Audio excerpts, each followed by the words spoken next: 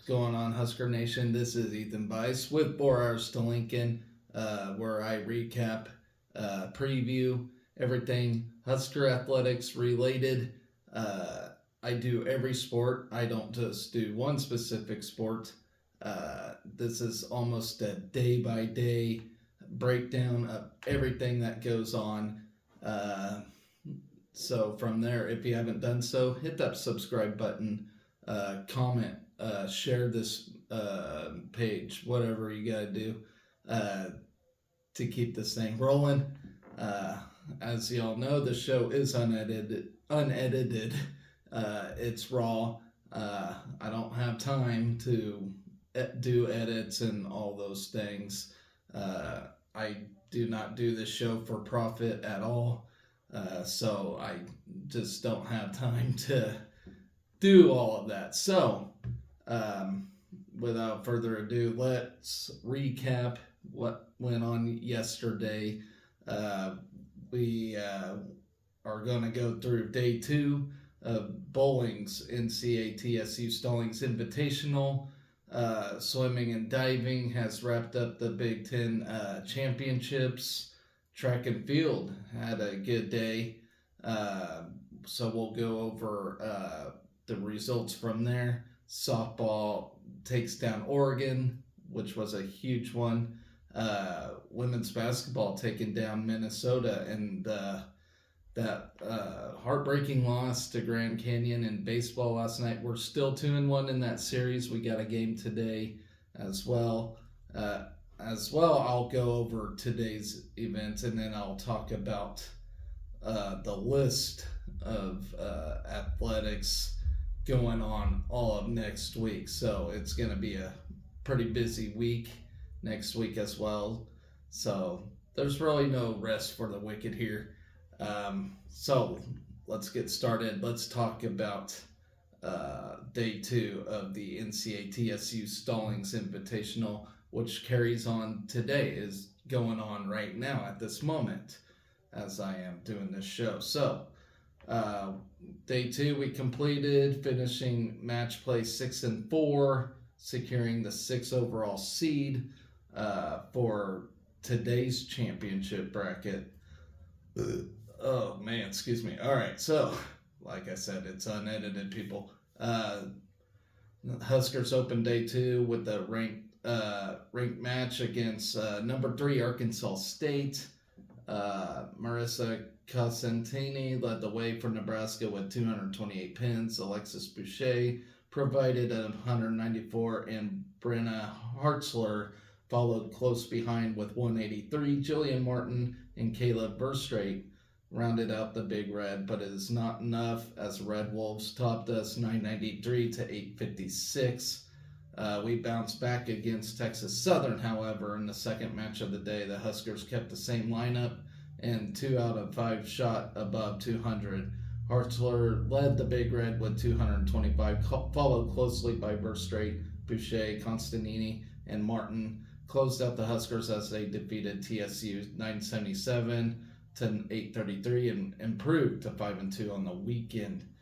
Up next, we met number 4 NCAT in the team's second top 5 matchup of the day. Burstraight paced Nebraska with a 224, followed by Hartzler with a 193. The other 3 Huskers finished not so far behind with Boucher, Martin, and Constantini, but the Aggies shot a 1054 to top the Huskers 964. So in match 4, the Huskers were tasked with another ranked matchup as they faced number 5 Vanderbilt. Martin led the Huskers with a 190, but no Huskers shot over 200 as Hartzler, Constantini, Boucher, and Verstraight combined for an 858, but it was not enough as Vanderbilt rolled a 958. In the final match of the day, we faced FAMU. Martin shot a 225, Hartzler 217, Constantini 201, and the leaders for the Huskers in the last match of pool play. Boucher put together a solid showing, rolling a 197, followed by a 182 from Burstraight to defeat FAMU 1022, 522, and finish pool play with a 6-4 record, entering bracket play for today. So with that intact, we're moving on to swimming and diving. Final day of that. We closed Big Ten championships on Saturday in West Lafayette with another school record and 2 additional podium finishes. Gina Jorgensen shattered her own school record in the 1650 freestyle by 12 seconds with a 16:01.72. That time put the sophomore from South Dakota at 5th in the event. 2 days ago, Jorgensen broke the 500 freestyle school record with a 4:41.19. Katerina Bisiacci added a 20th place finish with a time of 16:37.28. Then we had Maya Hall. She swam a time of 2:10.09 in the 200 breaststroke prelim to book a spot in last night's A final and climbed to second on Nebraska's all-time list. She went on to swim a 2:10.90 in the final to notch her second fifth place finish of the meet. Sydney McCracken swam a 2:15.72 in the 200 breaststroke prelim to qualify for the C final, where she finished 24th overall with a time of 2:17.05. Anastasia Tichy secured a spot in the 200 butterfly B final, touching the wall at 1:59.35 in the prelim. In the final, she clocked a 1:59.85 to place 15th overall. Bisiacci, Lexi Kusira, and Sarah Barton all represented Nebraska in the 200 butterfly C final. Barton won the C final with a career best of a minute 58:41. Moving up to 7th on the all-time list, Kusira and Bisiacci tied for 23rd, each swimming a 2:01.35. Then we have Antonina Harned and Kelsey Claremont finished 24th and 27th in the platform dive prelims with scores of 185.15 and 182.40. Frankie Webb added a 33rd place finish for the Huskers. In the 100 freestyle prelims, Emily Hames took 34th, Anna Vlachu took 35th, Beatrix Tenko took 36th, and Julia Marchi claimed 37th. A relay team of Julia Marchi, Hames, Vlachu, and Tenko placed 11th in the 400 freestyle relay with a time of 3:21.85. Indiana won the team race with a final score of 1,359. Nebraska placed 8th with 409 points. So as a team, we struggled. We struggled last year. I really had high hopes for this thing, as we only lost 2 meets during the year. So I figured that would translate to the Big Ten championships, but we didn't come out with the top finisher at all in this thing. We had some podium finishes. We had some good swimming, but no champions this year, which is very disappointing. I really thought we would have come out with one. So next up, though, a portion of Huskers will head to the Mizzou Last Chance meet in Columbia, Missouri on March 2nd through the 3rd for a chance to improve their times and hope for a NCAA bid. So there is that. But however, men track and field got some individual champions. So did the women. Women didn't finish very good this year in the indoors. Men placed 2nd. Let's talk about it real quick.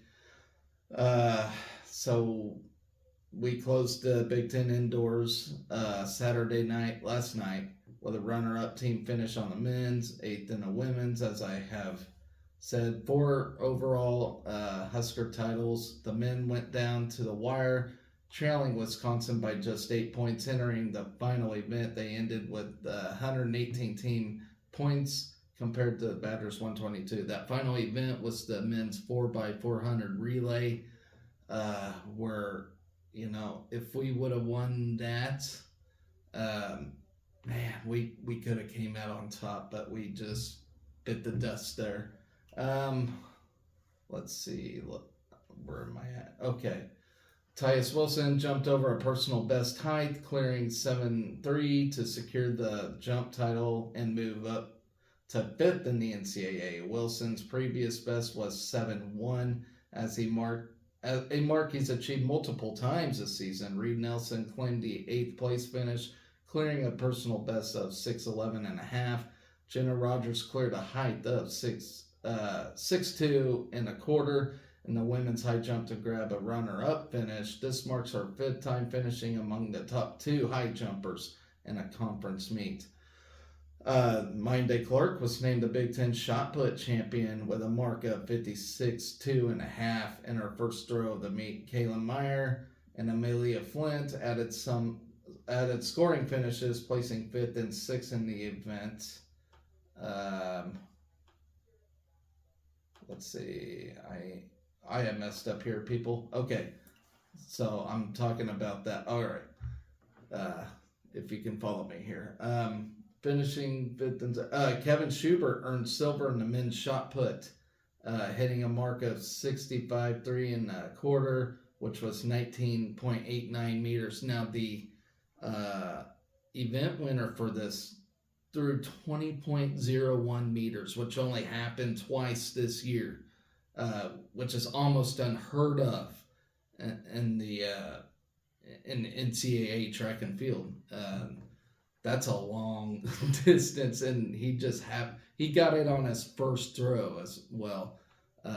Can't really remember his name. Is like Tobias or something from Ohio State, but impressive throw there. Kevin Schubert could have won this easily, but that guy just happened to have a monster day, and all it takes is one throw in this thing. It was unbelievable to really see. So anyway, that it did tie Kevin Schubert's personal best distance. Cade Moran threw his career best mark on his final throw of the day with a 62.9.5 to move up to 4th. So Nebraska's horizontal jumpers had another big day, claiming 4 of the top 8 spots in the triple jump. Michaela Moore took the gold, bringing in his first Big Ten title with a leap of 52.11.5.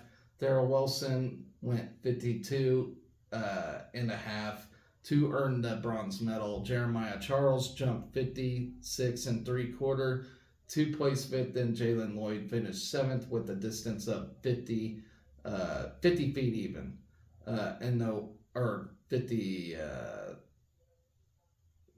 50 even. In the women's triple jump, Nebraska put 3 athletes in the top 8. Rihanna Phipps led the charge with a 43.8.5 to place 2nd and top up to 6th on Nebraska's all-time list. Latavia Brown took the bronze with a leap of 42.11.5. Ashley McElmurray jumped 41.9 to take home 7th. So in the men's 600-meter final, Nick Bryant covered the track in a minute 16:39 to finish as the runner-up. In the women's mile, Berlin Schultz improved her personal best time to break her own school record with a 4:37.37. The freshman ran to a 3rd place finish in the final. Darius Luff and Brighton Sr. provided back-to-back finishes in the 60-meter hurdles, placing 3rd and 4th. Johanna Ives ran at 8:32 in the women's 60-meter hurdles, come away with a 6th place finish. And if any of you watched the 60-meter hurdle,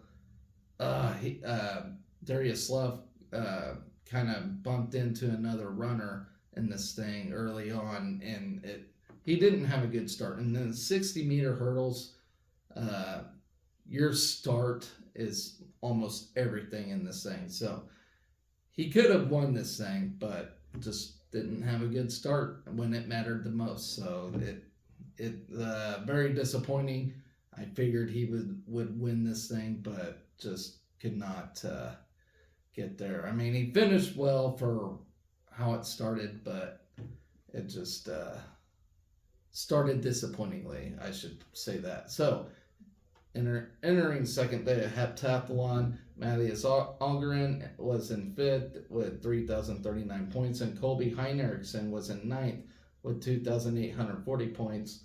Algren posted an 8:34, and Heinrichsen ran a 8:47 in the 60-meter hurdles to begin the day. The pole pushed both athletes up in the standings as they were both among the top 3 finishers. Hein Erickson cleared a 15.5 and Algren went 15.1 to move up to 4th and 5th with one event remaining in the 1,000 meters. Hein Erickson ran at 2:43.70 and Algren clocked a 2:49.45 to close the heptathlon with 5,498 points. Algren finished in 4th while Hein Erickson placed 5th with 5,359 points. Jeremiah Smith tied his personal best time from yesterday's prelims when he ran in today's final. His 6:74 was good for 6th in the men's 200-meter final. Garrett Cowland ran a 21:18 to take 6th in just his second 200-meter of the indoor season, while Kavian Kerr came away with 8th running at 21:22. In the women's 3,000-meter, Bryna McQuillan was Nebraska's top finisher, running at 9:34.30 to come in 17th on the men's side. Sam Kirchner finished 21st after running a personal best of 8:19.21. In the men's 4x400-meter relay team, which consisted of Tyrell Pierce, Till Steinfort, Nico Schultz, and Bryant, ran a 3:08.37 to come in 4th. In the women's 4x400, which consisted of Abrielle Artley, Johanna Ives, Ariana Walker, and Megan Walker, they finished 8th with a 3:43.36. The NCAA Indoor Championships, which is in March 8th through 9th, first time in Boston, Massachusetts, are up next for Nebraska, with participants being released on Tuesday. So stay tuned for that, see who we got in there. We should have a fine list of individuals to attend that meet. So congratulations, men's track team. We could have won this, just didn't, but still got the outdoors to look forward to, which we won last year. So stay tuned for that. We'll have a good outdoor season. All right, so moving on to softball, got a huge win against Oregon, who's number 23 in the country right now. So softball's starting to ramp it up without some of our star players. So we're looking really good right now. I really believe so. Posted first shutout of season and the first shutout of a ranked team since 2018. Offensively, Nebraska scored off all 3 Oregon pitchers, and the Huskers had 9 hits in this game, including a pair of home runs. Sarah Harness and Kaylin Kinney combined on the shutout for Nebraska. Harness started and tossed 3.2 shutout innings, allowing 3 hits. Kinney earned the win in relief with 3.1 shutout innings, surrendering 2 hits. I cannot talk today, people. Offensively, Billy Andrews went 3 for 4 with 3 runs scored and 2 RBIs. She hit her 3rd home run in 2 games. Samantha Bland also homered, the first of her career, while Ava Bradwell was 2 for 2 with a pair of doubles and 2 RBIs. Morgan Scott took the loss for the Ducks. Scott allowed 4 runs in 2 innings. Nebraska jumped out to a 2-0 lead in the top of the first. Billy Andrews led off with a single, and Peyton Cody followed with another single. And an error in the outfield allowed Andrews to advance to 3rd and Cody to 2nd. Bradwell then brought in the game's first one with the sacrifice bunt that scored Andrews. Bella Bacon made it 2-0 when she scored Cody with a sacrifice fly to center. Oregon loaded the bases with 1 out in the bottom of the first on a hit batter and back-to-back walks, but Harness got out of the jam without any damage with a force out at home plate and a strikeout. The Huskers doubled their lead in the top of the 3rd.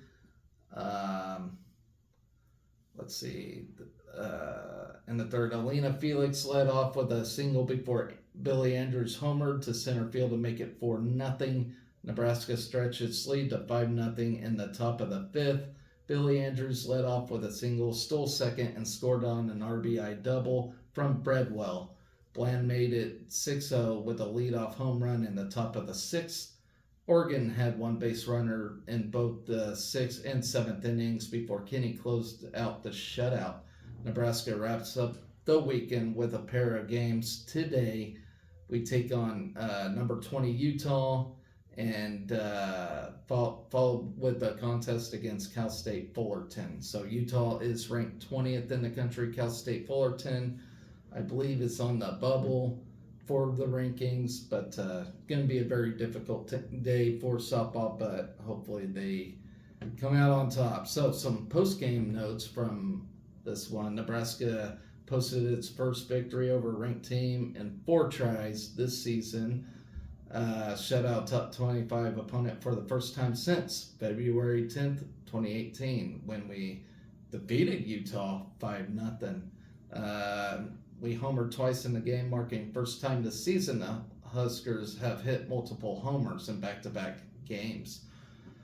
Billy Andrews went 3 for 4 to extend her hitting streak to 7 games. Today marked the 13th time in her career that Andrews had 3 or more hits in a game. Andrews hit her 3rd home run in the past 2 games. The home run against Oregon was the 48th of her career, moving her into sole possession of 4th place in Nebraska's career home run list.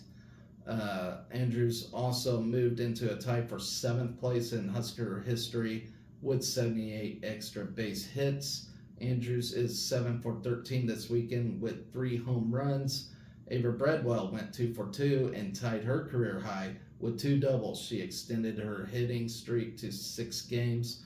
Breadwell is 9 for 19 during her hitting streak with 4 doubles and 6 RBIs. Peyton Cody had 1 hit to extend her hitting streak to 6 games. Cody is 10 for 17 during her hitting streak with 2 homers and 2 doubles and 5 RBIs. So, staying with women's sports, we're moving on to women's basketball. Had a hell of a day against Minnesota. Let's talk about it real quick. Jazz Shelley had 16 points and 7 assists, while Alexis Markowski notched her 17th double-double of the season with 10 points and 12 rebounds. We built a 29-point fourth-quarter lead on the way to a 70-51 women's basketball win over Minnesota at Pinnacle Bank Arena. Markowski had 7 points and 10 rebounds in the first half to help Nebraska build a 34-21 halftime lead. The lead grew to 18 points at the end of 3 quarters before Shelley put up 8 quick points in the 4th quarter to help the Huskers take their biggest lead. Markowski's 12 rebounds put her at 302 for the season for her 2nd straight 300 rebound campaign, while Shelley crossed the 600 assist total in her college career. Nebraska improved to 19-9 overall and 11-6 in the Big Ten, while Minnesota slips to 15-12 and 5-11 in the conference. Natalie Potts put the Huskers in double figures with 12 points and 7 rebounds to go along with an assist, a steal, and a block. The Huskers also got contributions across the board with Annika Stewart and Maddie Kroll, each hitting a pair of threes to finish with 6 points. Kendall Moriarty, Colin Hake, and Jessica Petrie also contributed 6 points apiece, while Logan Nisley managed 2 points and 4 assists. Nebraska controlled the game from start to finish, hitting 43% of its shots, including 11 of 27 threes, while connecting on 9 of 10 free throws. The Huskers won the battle on the boards 38-30 and took the turnover fight 15-13. The Husker defense was suffocating for 37 minutes, holding the Gophers to 41 points before Minnesota got 10 straight points in the final 3 minutes to end the game after Nebraska subbed out its 4 seniors on Senior Day. We honored Shelley, Kroll, Stewart, and Darian White during a Senior Day ceremony following the game as they played their final home games at PBA. So emotional moment for them ladies. Minnesota hit 40.4% of its shots, but just 3 of 17 threes, including and 0 for 14 start from beyond the arc. The Gophers went just 2 for 3 at the free throw line. Mallory Hire led Minnesota with 15 points and 10 rebounds, while Amaya Battle added 12 points on 6 of 18 shooting. Grace Grocholski put the Gophers in double figures with 10 points. Nebraska jumped out to a 20-8 lead at the end of one quarter, then pushed the margin to 16 on Markowski's shot with 8:30 left in the second quarter. The Huskers closed the half with a 34-21 lead thanks to 7 points and 10 first-half rebounds from Markowski, who also hit one of Nebraska's 6 half three-pointers. Then you have Shelley and Maddie Kroll each added a pair of first-half threes to close the opening 20 minutes with 6 points apiece. Potts added 6 points of her own to go with 3 rebounds. The Huskers carried a 13-point lead to the second half, despite hitting just 38.7% of its shots, including 37.5% threes. Nebraska also went 4 for 4 at the free throw line. The Big Red outscored Minnesota 12-0 in points off turnovers and 12-5 in second chance points. Nebraska held Minnesota at just 37% shooting, including 0 for 8 from long range. The Gophers hit their only free throw, but got out-rebounded 21-15 and lost the turnover battle 9-8 in the first half. The Huskers will enjoy a midweek bye before closing the Big Ten regular season at Illinois on Sunday. So we're inching closer postseason, and totally excited for that. So moving on to baseball, the last thing we had for yesterday, which was very disappointing to say the least, against Grand Canyon, and I will give Grand Canyon all the credit in the world. I was kind of worried about this one. I saw the teams Grand Canyon played and beat that went 4-0 before they were playing us. They beat some quality teams. So I knew they're going to come out with a win in this series somehow, some way, and they sure did. But I'll give them credit. They made some fantastic plays last night. And some things got a little heated between coaches, and apparently one of our players said something to another player, and things were just getting a little chippy out there, which happens. But I don't like starting things, I don't like us being the ones that start the chippiness. I just don't think that's right. That's not in our character at Nebraska to do such things. I understand things do get heated in competition. Sometimes you just gotta keep your cool, keep your composure. And I felt starting things, and it kind of backfired on us in this one. But let's talk about this. We fell 7-5 in the third game of the four-game series against Grand Canyon. Nebraska scored 5 runs on 11 hits and 2 errors, while Grand Canyon totaled 7 runs on 11 hits. Will Walsh got the no decision after giving up 4 runs, 2 earned on 6 hits in 3 innings. Mason McConaughey fell to 0-2 after surrendering 2 runs, 1 earned on 4 hits in 3 innings of work. Evan Bors pitched 1.1 innings, allowing 1 run on 1 hit in his second relief appearance of the season. Kyle Perry recorded the final 2 outs of the night for the Nebraska pitching staff. So we were playing with our pitchers a little bit. Josh Karen went 2 for 5 at the plate with a lone home run, 3 RBIs and a run scored. Cole Evans was 2 for 3 with a double and a run, while Caden Broombaugh and Will Chesky tallied 2 hits apiece. Riley Silva, Dylan Carey, and Tyler Stone recorded 1 hit. The Nebraska offense picked up where it left off from Friday night, plating 3 runs on a trio of hits in the first to grab the early advantage. Brumbaugh and Carey reached on singles to set up Karen's 3-run homer over the wall right field. 2 unearned runs in the bottom of the first brought the Lopes within 1 after the opening frame. Nebraska error and a single followed by Cade Verduzco's 2 RBI double to right center made it a 3-2 game.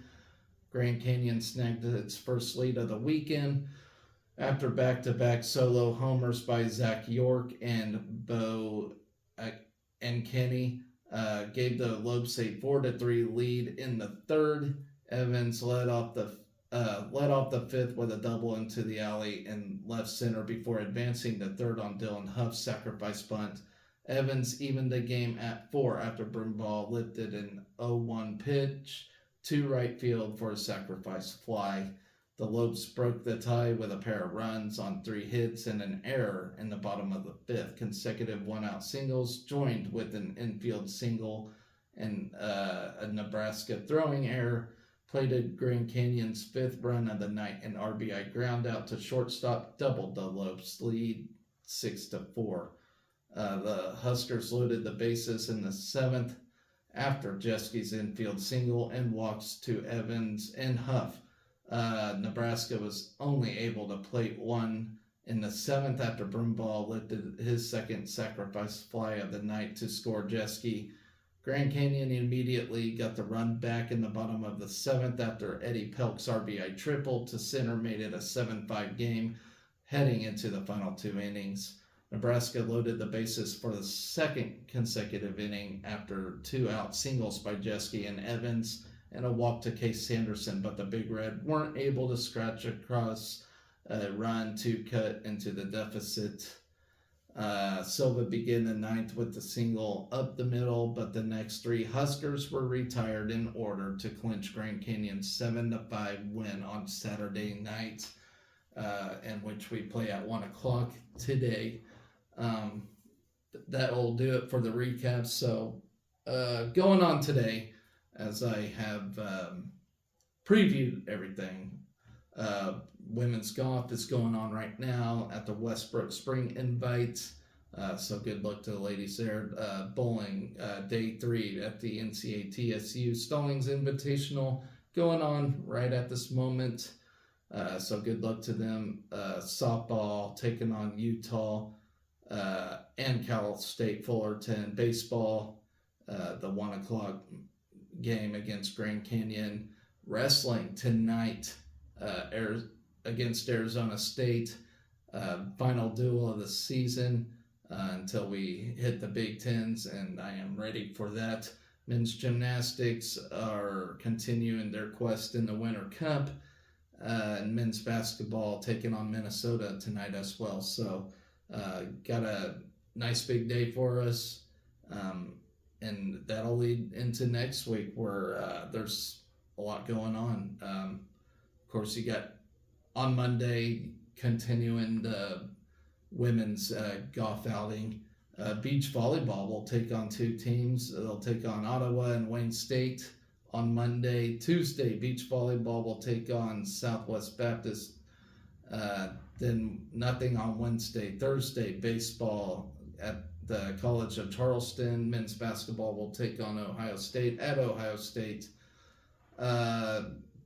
Then Friday's events, baseball will take on College of Charleston again. Softball taking on Wichita State. That'll be a fun one. Then on Saturday, we get a large list of items here. Swimming and diving at the Missouri Last Chance Invitational. Beach volleyball will take on Texas A&M Corpus Christi at the Tiger Beach Challenge. Women's tennis taking on Drake. Beach volleyball against North Alabama. Softball takes on WSU again. Then they'll take on Missouri. And baseball with another game against College of Charleston. Beach volleyball against LSU to close out Saturday. Then Sunday, a big list of things. Continuing the Tiger Beach Challenge. Beach volleyball will take on Central Arkansas. Baseball will wrap up its series against College of Charleston. Women's gymnastics in a meet. They're taking on North Carolina and Southeast Missouri State and Illinois. Where am I? All right. So women's tennis will take on Omaha.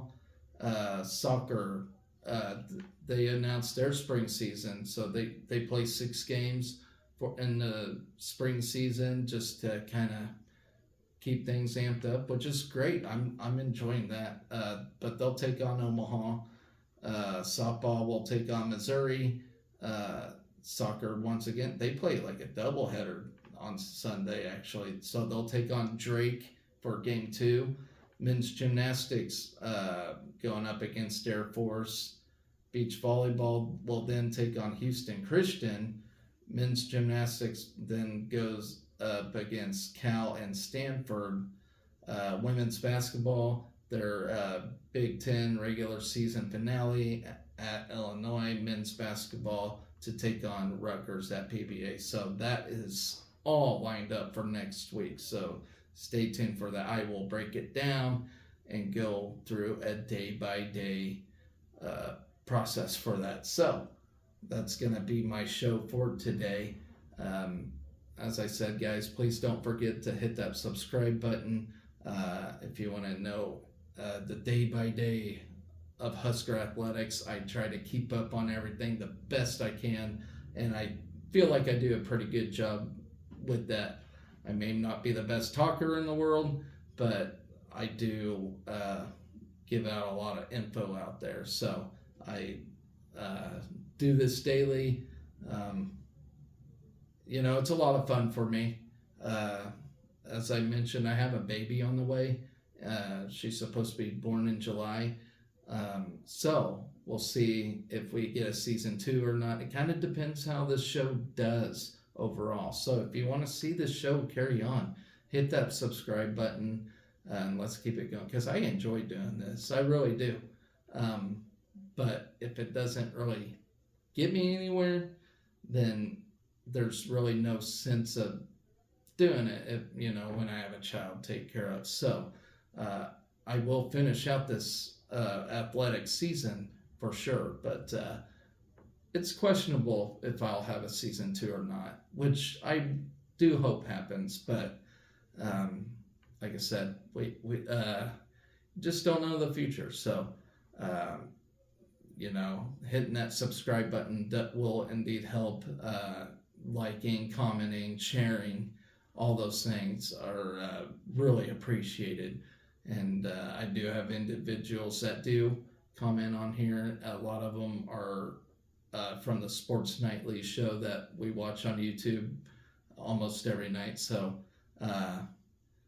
from there, let's build a community together. I just like to be involved somehow with Husker Athletics because it's a lot of fun. I love the family atmosphere and all those things. So once again, guys, thank you for watching. Always remember to be excellent to each other. Go Big Red.